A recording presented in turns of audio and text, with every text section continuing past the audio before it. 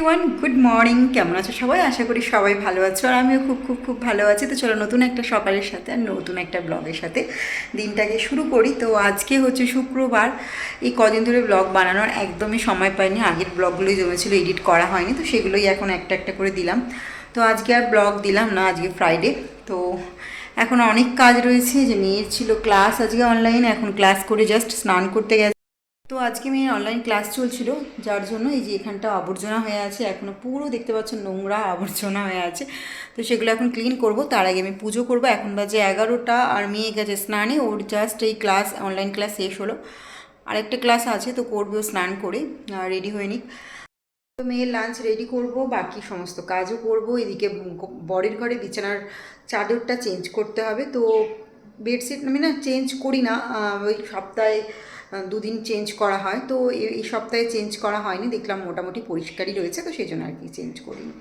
তো সকালবেলা আজকে ওয়ার্কআউট হয়নি আমার, সকালবেলা ভীষণ ক্লান্ত ছিল, আর আমি অ্যালার্ম দিয়েছি, অ্যালার্ম আমার কান পর্যন্তই পৌঁছায়নি। 6:30-তে ঘুম ভেঙেছে, আর আমি করি 5:30-তে ওয়ার্কআউট। তো সকালে 6:30-তে ঘুম ভাঙার পরে টয়লেট গিয়ে আবার গিয়ে একটু শুয়েছি, শরীরটা খুব একটা বেশি ভালো লাগছিল না, ঘুমটা মনে হচ্ছে কমপ্লিট হচ্ছে না। তারপরে বর ডাকলো, 7:30টার সময় উঠলাম, টিফিন বানালাম, সমস্ত কাজ করলাম, সমস্ত কাজ হবার পরে মেয়েকে বসালাম অনলাইন ক্লাসে। এই রুমটাতে বসিয়েছিলাম, যেহেতু এই রুমটাতে সুন্দর একটু আলো আসে, ওরও সুবিধা হবে, তো সেই জন্য আর কি। ওদিকে পাখিরা চেঁচাচ্ছে, তো ওখানে পরিষ্কার করতে হবে, অনেক কাজ রয়েছে আজকে।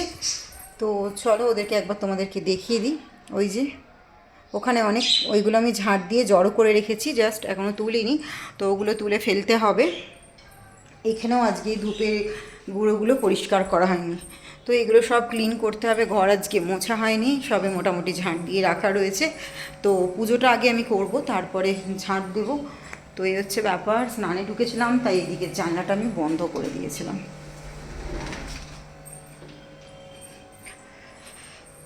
তো চলো ঠাকুর ঘরে যাওয়া যাক। সেই রাতে মেয়ে ঠাকুরকে শুইয়ে দিয়েছিল, আর আমার ঠাকুর ঘরে যাওয়া হয়নি। তো দেখতে পাচ্ছি কি সুন্দর একটা আলো পড়ে,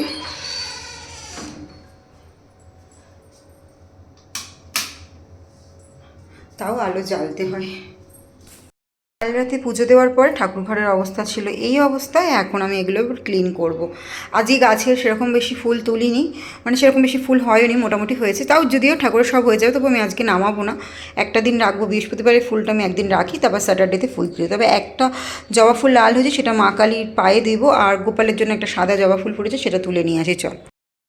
তো এই যে একটা জবা ফুল এখানে ছিল, বাইরের যে গাছটায় থোকা জবা ফুলটা, তো সেটা হয়। এটা সকালবেলা বর কিছু জিনিসপত্র নিয়ে এসেছে, যেগুলো শেষ হয়ে গেছিলো, ও কাঁচাকুচি ডাল এই সমস্ত নিয়ে এসেছে, তো সেগুলো এখন রাখা রয়েছে।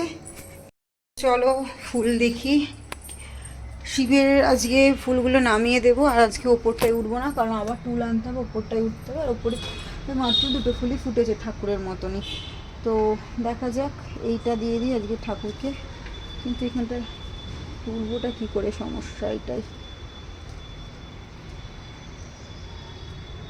তো এই যে জবা ফুল একটা হয়েছে, আর এখানে একটা হয়েছে, এই যে মোটামুটি ভালোই ফুল হয়েছে আজকে। লাল ফুল একটাই হয়েছে মাত্র, এই যে।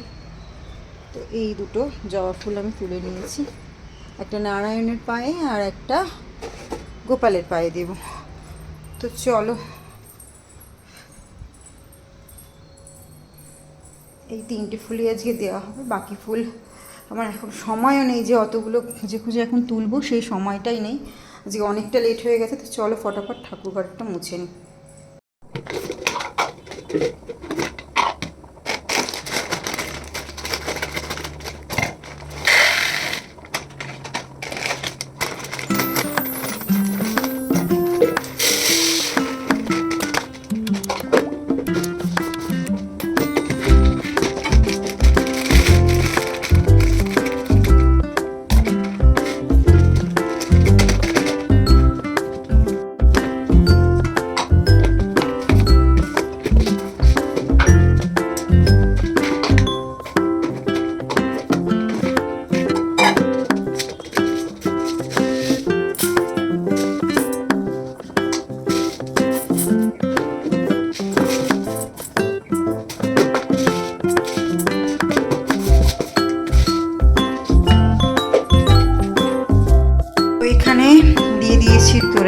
ডাল, এটা ভিজোতে দিয়েছি, এটা দিয়ে লাউ দিয়ে আনতে বলেছিলাম।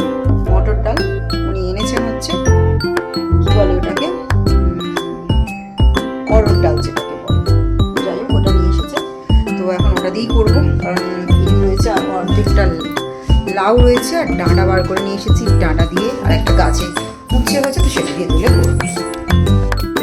তো চলো যাওয়া যাক। ব্যালকনিতে রয়েছে এত বাসন, এগুলো এখন আমাকে মাজতে হবে। তার আগে না কদিন আগে একটা উচ্ছে দেখেছিলাম বটে গাছে, এই যে পেয়েছি ফাইনালি, তুলে নেবো। উচ্ছে দিতে হয়, আর আমাদের না উচ্ছে নেই আজকে, তাহলে সারা বছর উচ্ছে থাকে। আর এই গাছগুলোতে উচ্ছে শুকিয়ে যায়, ঘরে এত উচ্ছে থাকে, সেগুলো খেয়ে আমাদের শেষ হয় না, তো সেই জন্য আর তোলা হয় না গাছেরগুলো। তো এই যে গাছের এই একটা মাত্র উচ্ছে পেয়েছি।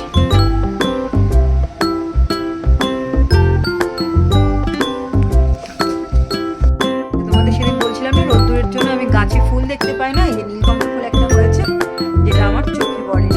আর আমি নাহলে সব শিবকে দিয়ে দিতাম, এখান থেকে পারবো বলে ভাবলাম এতটুকু থেকে দেবো, সন্ধ্যাবেলা বিকেলবেলা তুলে নেবো, তুলে দিয়ে দেবো। আর শিউলি ফুলগুলো এখানে সকালবেলা আমি কুড়িয়ে রেখেছিলাম, যেগুলো আর নিয়ে যাওয়া হয়নি, তো সন্ধ্যাবেলা ঠাকুরকে দিয়ে দেবো। সকালে তাড়াহুড়োচ্ছোটা না আমার আর দেখা হয়নি। গাছের গোড়ায় দেখো আমি এইভাবে সবজির খোলা দিয়ে থাকি, পচিয়েও দিই কখনো কখনো। এই যে পুরো সবজির খোলা দিয়েছিলাম, আর সেদিনকে পুঁই শাক গাছটা তুলে এই যে লাগিয়েছিলাম, এই অবস্থা, এই যে পড়ে রয়েছে। তো এটা হয়নি, ইঁদুরে কেটে দিয়েছে।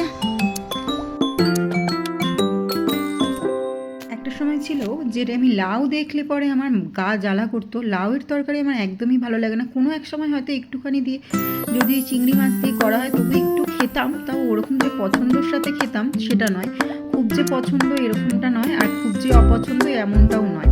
তো দেখলে আমার বিরক্ত লাগতো, মানে লাউ রান্না করতে হবে এরকম ভাবলেই যেন কি বিরক্তকর লাগতো। কিন্তু এমন একটা সময় আসে, মানুষ বলে না যে যেটা তুমি পছন্দ করো না, যেটা তুমি খাও না, সেটা তোমাকে একদিন খেতেই হবে।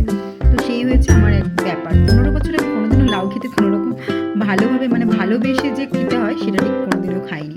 কিন্তু এখন আমাকে লাউ খেতেই হয়, কারণ নিজের ওয়েট ঠিকঠাক রাখার জন্য আমার মনে হয় লাউ খাওয়াটা ভীষণ জরুরি। আর লাউয়ের জুস যদি খাওয়া যায় তাহলে কিন্তু ভীষণ উপকারী। তো আর এটা ছিল আজকের টিপস, ছোট্ট একটা টিপস। লাউয়ের জুস যদি সকালবেলা খালি পেটে খাওয়া যায় তাহলে কিন্তু এটা ভীষণ উপকারী।